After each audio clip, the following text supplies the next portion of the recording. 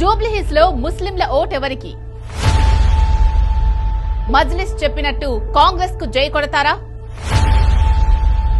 మూసీ అవతల వరకే మజ్లిస్ కు మద్దతా? ఉప ఎన్నికల్లో గులాబీ పార్టీకి సై అంటారా? ముస్లింలు దూరమైతే కాంగ్రెస్ కు ఓటమి తప్పదా?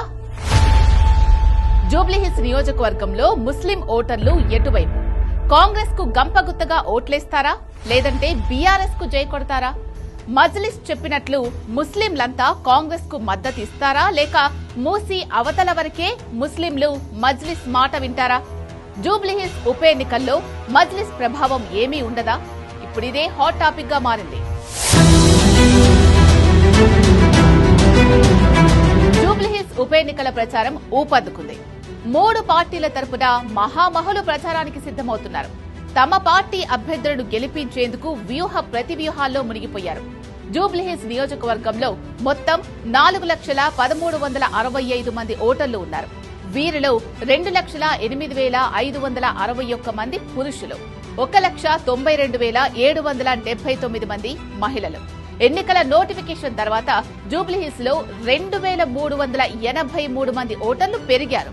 ఈ నియోజకవర్గంలో 1,30,000కు పైగా మైనార్టీ ఓటర్లు ఉన్నారు. అంటే మొత్తం ఓటర్లలో 3వ వంతు. ఈ ఎన్నికల్లో వారే డిసైడింగ్ ఫ్యాక్టర్. వీరంతా ఏ పార్టీ వైపు మొగ్గు చూపితే ఆ పార్టీదే విజయం. జూబ్లీహిల్స్ లో ముస్లిం ఓటర్లు ఎక్కువగా ఉండడంతో ఏ పార్టీ వైపు మొగ్గు చూపుతారు అన్న చర్చ జరిగింది. అయితే ఎంఐఎం ఈ ఎన్నికల్లో కాంగ్రెస్ పార్టీకి మద్దతు ప్రకటించింది.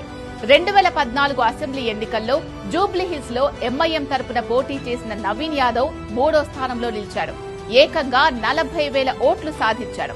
దీంతో జూబ్లీహిల్స్ ఉప ఎన్నికల్లో అందరి దృష్టి మైనార్టీలపైనే పడింది. హైదరాబాద్ లో ముస్లిం అంతా మజ్లిస్ పార్టీకే ఫుల్ సపోర్ట్ చేస్తారు. ఎన్నికల్లో పోటీ చేసే అభ్యర్థిని అస్సలు పట్టించుకోరు. పతంగి సింబల్ను మాత్రమే పరిగణలోకి తీసుకుంటారు. అందుకే 4 దశాబ్దాలుగా హైదరాబాద్ లో మజ్లిస్ పార్టీకి తిరుగు లేకుండా పోయింది.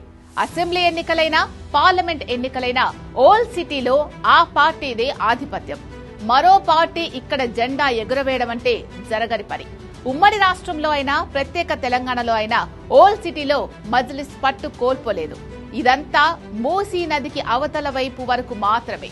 మూసీ నది దాటితే మాత్రం ఆ పార్టీకి పెద్దగా ప్రాబల్యం ఉండదు. జూబ్లీహిల్స్ ఉప ఎన్నికల్లోనూ ఎంఐఎం ప్రభావం ఏమీ ఉండదని బీఆర్ఎస్ బీజేపీ నేతలు లెక్కలు వేసుకుంటున్నారు.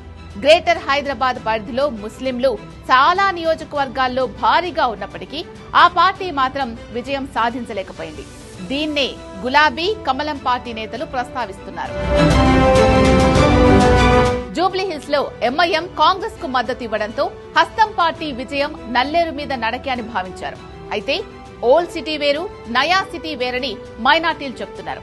పాత బస్తీ వరకు మజ్లిస్ కు జై కొడతామని, ఇక్కడ అవన్నీ ఉండవని ముస్లిం ఓటర్లు చెప్తున్నారు. మూసీకి అటువైపు మజ్లిస్, ఇటువైపు తమకు అండగా నిలిచే పార్టీలకు ఓటేస్తామని బల్లగుద్ది మరీ చెప్తున్నారు. దీంతో ముస్లింలే కాంగ్రెస్ కు ఓటెయ్యకపోతే ఇక ఎవరు ఆ పార్టీని ఆదరిస్తారు అన్న చర్చ జరుగుతోంది. జూబ్లీహిల్స్ లో గ్రౌండ్ లెవెల్లో కాంగ్రెస్ కు పరిస్థితులు అంతగా అనుకూలంగా లేవని సర్వేలు వెల్లడిస్తున్నాయి. అదే జరిగితే ఉప ఎన్నికల్లో అధికార పార్టీ బొక్కబోర్లా పడ్డం ఖాయమని రాజకీయ విశ్లేషకులు అంచనా వేస్తున్నారు. ముస్లింల ఓట్లు జూబ్లీహిల్స్ లో చీలిపోతే బీఆర్ఎస్ అభ్యర్థి మాగంటి సునీత గెలుపు నల్లేరు మీద నడకే అన్నది అర్థమవుతోంది.